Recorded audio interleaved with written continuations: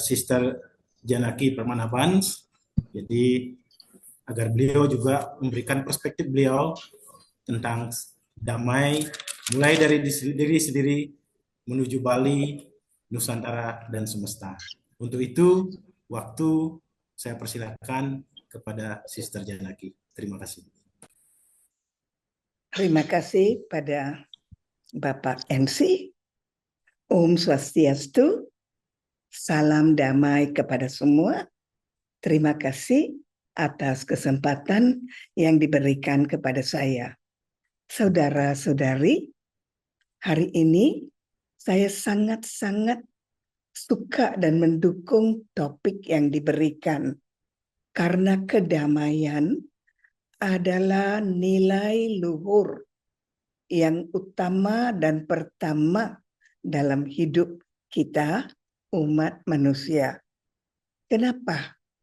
Dari kedamaianlah muncul cinta kasih.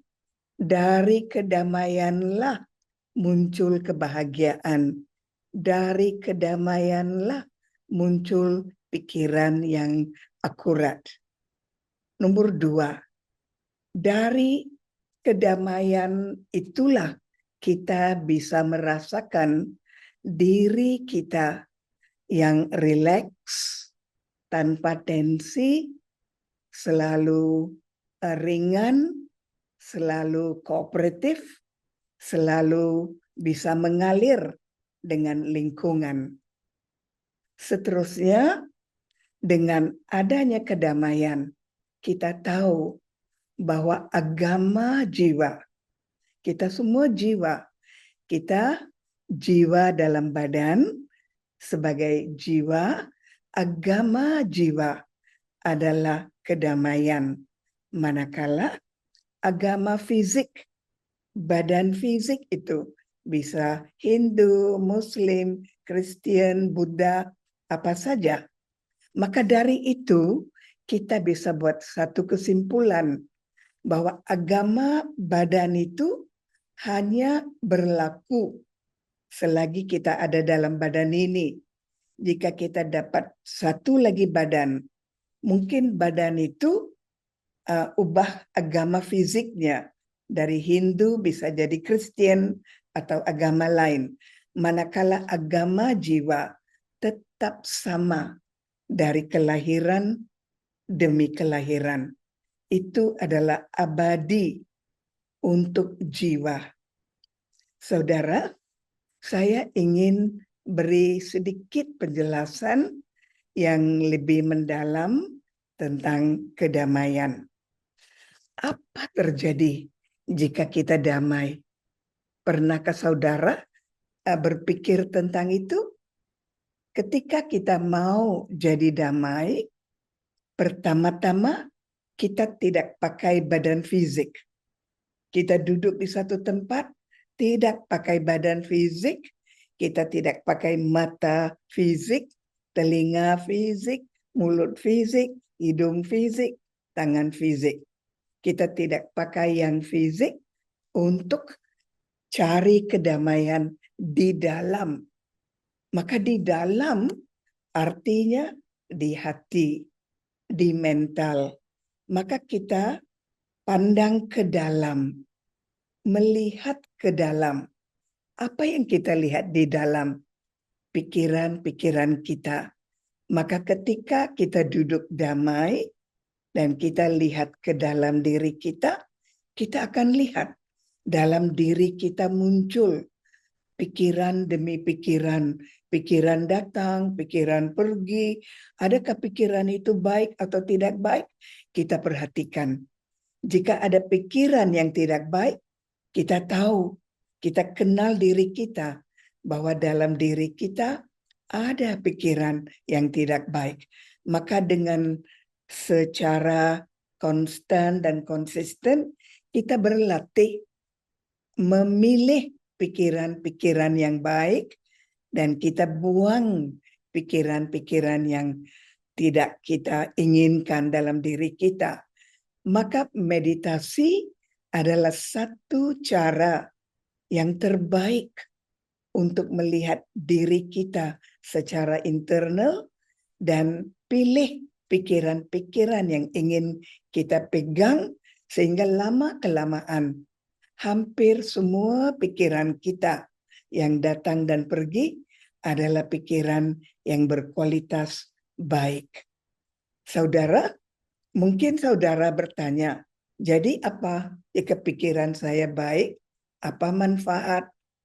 Orang yang selalu baik pikirannya, yang pikirannya damai, dia itu ringan, bisa luwes, bisa akomodasi macam-macam situasi, bisa mengalir dengan drama dunia.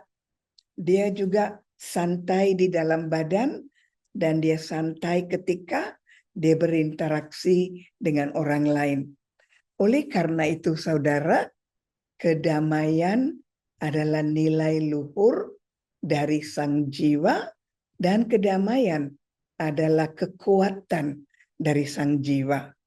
Apa itu nilai luhur dan apa itu kekuatan dari sang jiwa? Biar saya jelaskan, saudara. Jika saya perlu badan yang kuat, saya perlu makan makanan bergizi, olahraga, istirahat cukup, dan banyak lagi, sehingga saya dapat otot-otot badan yang kuat. Itu membantu saya bisa melakukan tugas yang keras dan berat. Itu badan. Sekarang kita lihat jiwa. Jiwa itu tak tampak. Jiwa itu ada dalam diri kita. Jiwa itu menghidupi badan. Jiwa itu aktor, bukan badan. Saudara, satu kesalahan yang biasa kita lakukan adalah berpikir bahwa mata kita melihat, telinga kita mendengar, mulut kita bicara. Salah. Karena mayat, jika kita lihat mayat seseorang, mayat itu ada mata, mayat itu ada telinga, mayat itu ada mulut, tapi tidak bisa melihat, mendengar, atau berbicara. Oleh karena itu, siapa dengar, siapa melihat, siapa bicara? Jiwa, atma, spirit, soul. Agama jiwa itu damai. Dan jika jiwa itu damai, cara ia menggunakan badan itu adalah dengan damai. Matanya melihat dengan lembut, kata-katanya lembut, perbuatannya lembut, pergaulannya manis, karmanya bagus, pikirannya jernih, banyak manfaat, sehingga karmanya juga baik. Kenapa kita perlu kedamaian, saudara? Lebih-lebih lagi pada waktu ini, kondisi dunia sangat-sangat tidak baik. Jika kita tidak ada kekuatan kedamaian dalam diri kita, apa terjadi adalah kita akan terhanyut dalam emosi dunia, ketakutan dunia, tensi dunia. Tapi jika kita kuat dan kita ada damai yang kuat dalam diri kita, kita tidak akan menjadi terpengaruh oleh situasi luar. Biar di luar itu tidak damai, tidak baik, ada bising, ada mati, ada macam-macam, tapi kekuatan dalam diri kita membuat kita tetap damai. Maka damai itu taming. Damai itu perisai. Damai itu perlindungan. Damai itu jati diri kita. Damai itu agama kita. Saudara, kedamaian itu adalah experience, pengalaman, perasaan yang kita rasakan dalam diri kita. Sekarang ini manusia sudah sangat bosan mendengar kata-kata, melihat perbuatan orang yang tidak benar. Maka hanya dengan kedamaian internal kita bisa pikir dan jadi damai, sehingga vibrasi dari diri kita itu tersebar luas dalam bentuk vibrasi, gelombang, cahaya, dan sebagainya, dan itu menyentuh orang lain dan mereka terasa kedamaian hanya dengan mendapat getaran dari pikiran kita.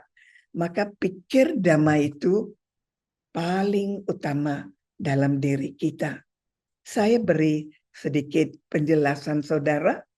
Jika kita pergi ke gereja atau pura, apa perasaan kita? Damai. Kenapa? Karena orang di sana pergi ke sana untuk ingat Tuhan, untuk damai, untuk sembahyang. Maka ketika kita masuk dalam ruang itu, damai. Jika kita masuk misalnya daerah atau kawasan perkuburan, apa perasaan kita? Sedih, takut, ya, takut, tensi. Kenapa? Karena orang di sana yang pernah ke sana, dia ada merasakan itu. Kita tangkap vibrasinya. Jika kita pergi ke tempat misalnya ada olahraga, bagaimana kita rasakan? Kita rasakan, oh saya perlu badan yang kuat, saya perlu latihan. Maka satu-satu ruang di bumi ini ada satu experience, satu pengalaman tertentu. Tapi jika kita mau menyebarkan kedamaian dalam diri kita ke Bali, ke Nusantara, ke alam semesta, utamanya kita perlu menciptakan kedamaian dalam diri kita. Caranya simple, tidak ada uang, tidak ada banyak waktu. Tiap-tiap kali saudara ada sedikit waktu, lihat ke dalam introspeksi dan lihat pikiran apa yang muncul. Tadi Prof ada bicara tentang koreksi diri. Saya setuju. Jika ada pikiran yang tidak baik, kita katakan, saya tidak mau pikiran itu, saya ganti dengan pikiran baik. Maka kita koreksi diri kita secara internal, sehingga lama-kelamaan kedamaian itu benar-benar utuh dan kuat di dalam diri kita sebagai satu perisai atau tameng, dan kita tidak terpengaruh oleh situasi luar. Di sebaliknya, kita mempengaruhi situasi di luar. Kedamaian adalah agama jiwa yang abadi. Kedamaian adalah kekuatan sang jiwa. Kedamaian tidak bersandar pada uang, prestasi, posisi.